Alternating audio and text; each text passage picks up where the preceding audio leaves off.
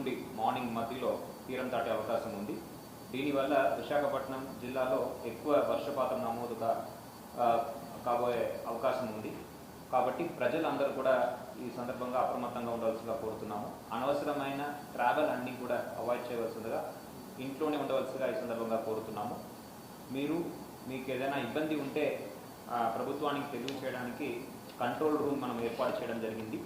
జిల్లా స్థాయి control room కలెక్టరేట్లో ఏర్పాటు చేయడం జరిగింది. ఈ కంట్రోల్ రూమ్ నంబర్ అనేది 08912590 మళ్ళీ చెప్తాను, 08912590 ఈ నంబర్కి మీరు కాల్ చేయవచ్చు. అదేవిధంగా 08912590 08912590 ఈ నంబర్ కూడా ఆల్టర్నేట్ నంబర్గా మీరు కలెక్టరేట్ కంట్రోల్ రూమ్ కాల్ చేయవచ్చు. జీవీఎంసీ సంబంధించి ఒక వాట్సాప్ నంబర్ కూడా మనము ప్రకటించడం జరిగింది.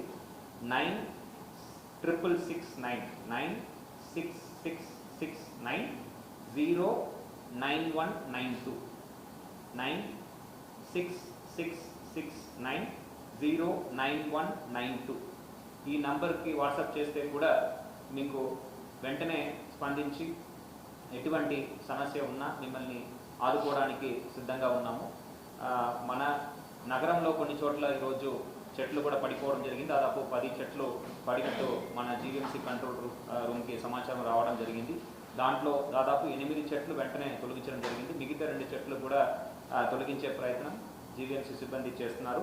ఈ విధంగా ప్రతి ఒక్క డిపార్ట్మెంట్ కూడా చాలా అప్రమత్తంగా ఉన్నారు. గౌరవ ముఖ్యమంత్రి వారి ఆదేశాల మేరకు అన్ని ఏర్పాట్లు పూర్తి స్థాయిలో మనము చేయడం జరిగింది.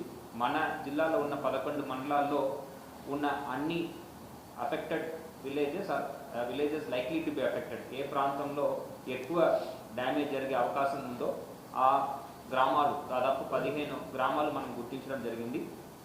ఇవి తీర ప్రాంతానికి ఆనుకున్న ఉన్న గ్రామాలు. అదేవిధంగా మేఘాద్రిగడ్డ, గోస్తని నది మరియు మేఘాద్రిగడ్డ రిజర్వాయర్ దగ్గర ఉన్న గ్రామాలు మనం గుర్తించడం జరిగింది. ఈ ప్రాంతాల్లో ఉన్న ప్రజలు అందరూ కూడా అప్రమత్తంగా ఉండవలసిగా కోరుతున్నాము. మేఘాద్రిగడ్డలో ఎక్కువ వర్షపాతం వల్ల మనము వాటర్ వదిలే అవకాశం ఉంది. So Meghadrigadda down stream villages అందరూ కూడా అప్రమత్తంగా ఉండవలసిగా కోరుతున్నాము. అదేవిధంగా గోస్తనిలో కూడా మనము వరద వల్ల ఎక్కువ నీరు వచ్చే అవకాశం ఉంది. కాబట్టి గోస్తని నది ఆనుకునే ఉన్న గ్రామాలు పద్మనాభం, ఆనందాపురం, భీమిలి మండలాల్లో గ్రామాలు ఉన్నాయి. వీళ్ళందరూ కూడా జాగ్రత్తగా ఉండవలసిగా ఈ సందర్భంగా కోరుతున్నాము. మన సచివాలయ సిబ్బంది మొదలుపెట్టి జిల్లా స్థాయి అధికార యంత్రాంగం మొత్తం అందరూ కూడా ఫీల్డ్లోనే ఉండి స్థానికంగా పర్యవేక్షిస్తూ అక్కడ ఉన్న సమస్యల్ని వెంటనే స్పందించే విధంగా ఆదేశాలు ఇవ్వడం జరిగింది. దీనికి ఆరోగ్య శాఖ సంబంధించి పిహెచ్సిస్ అన్నింటిలో కూడా డాక్టర్స్ అందుబాటులో ఉండడం, వాళ్ళకి కావాల్సిన మెడిసిన్స్ ఇవ్వడం అని కూడా జరుగుతుంది. అదేవిధంగా ఈపీడీసీఎల్ సిబ్బంది అందరూ కూడా అందుబాటులో ఉండే విధంగా దాదాపు 430 మందిని మనం డిప్లాయ్ చేయడం జరిగింది. దాదాపు 500 పైన స్తంభాలు కూడా మన దగ్గర ఇన్వెంటరీ ఉంది. సో ఎప్పటికెప్పుడు పర్యవేక్షిస్తూ సబ్స్టేషన్స్ 8 నుంచి 9 సబ్స్టేషన్స్ మనకి వల్నరబుల్ సబ్స్టేషన్స్ కొన్ని ఉన్నాయి. వాటిని కూడా మానిటర్ చేయడానికి మనము టీమ్స్ ఏర్పాటు చేసుకోవడం జరిగింది. దీంతో పాటు మన పంచాయతీరాజ్ శాఖ సంబంధించిన రోడ్స్, ఆర్ఎండ్బి రోడ్స్, ఎన్హెచ్ అన్నింటినీ కూడా మానిటర్ చేసే విధంగా కూడా టీమ్స్ ఫామ్ చేయడం జరిగింది. Then coming to drinking water సమస్య లేకుండా రూరల్ ప్రాంతంలో ఆర్డబ్ల్యూఎస్ డిపార్ట్మెంట్ వాళ్ళు స్కీమ్స్ అన్నింటికి కూడా పవర్ సప్లైతో పాటు అడిషనల్ జనరేటర్ సపోర్ట్ ఏర్పాటు చేసుకోవడం జరిగింది. జీవీఎంసీ ప్రాంతంలో కూడా నీటి సరఫరాకి ఇబ్బంది లేకుండా మనము జనరేటర్స్ టైప్ చేస్తున్నాము. వీటి అన్నింటి వల్ల ఎటువంటి పవర్ సమస్య వచ్చినా కూడా మంచినీళ్ళు సరఫరా చేసే విధంగా మనము యాక్షన్ తీసుకోవడం జరుగుతున్నది. దీంతో పాటు వివిధ శాఖలు, అగ్రికల్చర్, అనిమల్ హస్బెండరీ, వీళ్ళందరూ కూడా రైతుల్ని అదేవిధంగా వాళ్ళకి అవగాహన కల్పిస్తూ ఎక్కడ పంట నష్టం జరగకుండా, అదేవిధంగా ప్రాణ నష్టం, మనుషులు మాత్రం కాదు జంతువులు ప్రాణ నష్టం కూడా జరగకుండా వాళ్ళకి అవగాహన కల్పమని చెప్పడం జరిగింది. వాళ్ళు కూడా ఫీల్డ్లో తిరుగుతూ ఉన్నారు. సో ఎటువంటి సమస్య ఉన్నా దయచేసి కంట్రోల్ రూమ్ కాల్ చేస్తే వెంటనే స్పందించే విధంగా ప్రభుత్వం సిద్ధంగా ఉంది. మీరు అందరూ కూడా ఈ సందర్భంలో కోఆపరేట్ చేస్తూ అనవసరమైన ట్రావెల్స్ అవాయిడ్ చేయవలసిగా సందర్భంగా కోరుతున్నాను.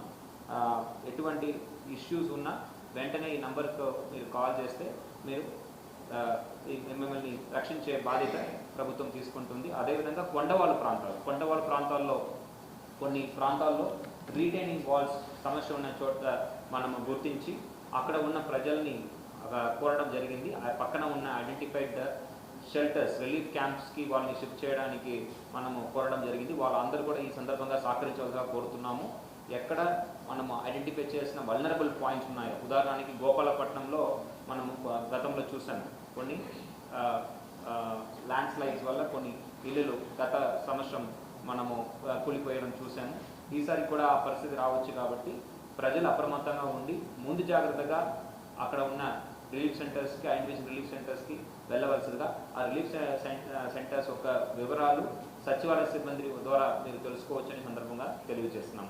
సో ప్రజల సహకారంతో మనం అందరూ కూడా ఈ ఎంటైర్ సైక్లోన్ని మనము కాన్ఫిడెంట్గా ఎదుర్కోగలము. అదేవిధంగా సముద్ర తీరంలో ఆర్కే బీచ్ కానీ, ఋషికొండ బీచ్ కానీ, దెన్ బీబీ దయచేసి అవాయిడ్ చేయవలసిగా. పర్యాటక రంగంలో చాలామంది అవుట్ సైడ్ టూరిస్ట్ కూడా మనము అలర్ట్ చేయాల్సిన అవసరం ఉంది. లోకల్ పీపుల్ కూడా there is a tendency to go and see, అక్కడ ఏం జరుగుతుంది, ఎలా ఉంటుంది అనే ఇది ఉంటుంది intention. But please avoid visiting the beaches. It is very very dangerous. Sea కూడా చాలా రఫ్గా ఉంది. గాలి సార్ చెప్పినట్టు దాదాపు 90 నుంచి 100 కిలోమీటర్ పైన ఎక్కువ వేగంతో గాలి వచ్చే అవకాశం ఉంది. కాబట్టి దయచేసి ఈ సముద్ర ప్రాంతాన్ని అవాయిడ్ చేస్తూ ఇంట్లోనే ఉండవలసిన సందర్భంగా కోరుతున్నాం. వాళ్ళకి ఆల్రెడీ అవగాహన కల్పించడం జరిగింది. షెల్టర్స్ కూడా ఐడెంటిఫై చెప్పడం జరిగింది జోనల్ కమిషనర్ దగ్గర. వాళ్ళకి వర్షపాతం ఒక అసెస్ చేసుకొని అవసరం ఉన్న సందర్భంలో వాళ్ళని షిఫ్ట్ చేస్తూ వాళ్ళకి కావాల్సిన మంచినీళ్ళు, అదేవిధంగా భోజనాలు ఏర్పాటు చేసి వాళ్ళు 2 రోజులు అవసరమైన 3 రోజులు అవసరమైన అక్కడ ఉండే విధంగా మనం ఏర్పాటు చేయడం జరుగుతుంది. వాళ్ళు ఆల్రెడీ 2 హెలికాప్టర్స్ సిద్ధంగా పెట్టారు. అంతేకాకుండా Dornier fixed wing aircrafts for surveillance కారణం చేత వాటిని కూడా వాళ్ళు సిద్ధంగా ఉంచారు. దీంతో పాటు 2 వెసల్స్ డీప్ సీలో వెళ్ళి ఏదైనా రెస్క్యూ ఆపరేషన్ చేయాలి, రిలీఫ్ ఆపరేషన్ చేయాలంటే దానికి అనుకూలంగా ఈ వెసల్స్ కూడా వాళ్ళు అందుబాటులో పెట్టడం జరిగింది. ఎప్పుడు కాల్ చేసినా వాళ్ళు స్టాండ్ బైలో టీమ్స్ ఉన్నారు. వాళ్ళు ఎక్కడైనా, ఇక్కడ మాత్రం కాదు, విశాఖపట్నం కాదు, రాష్ట్రంలో ఎక్కడైనా డిప్లాయ్ చేయడానికి సిద్ధంగా ఉన్నారు.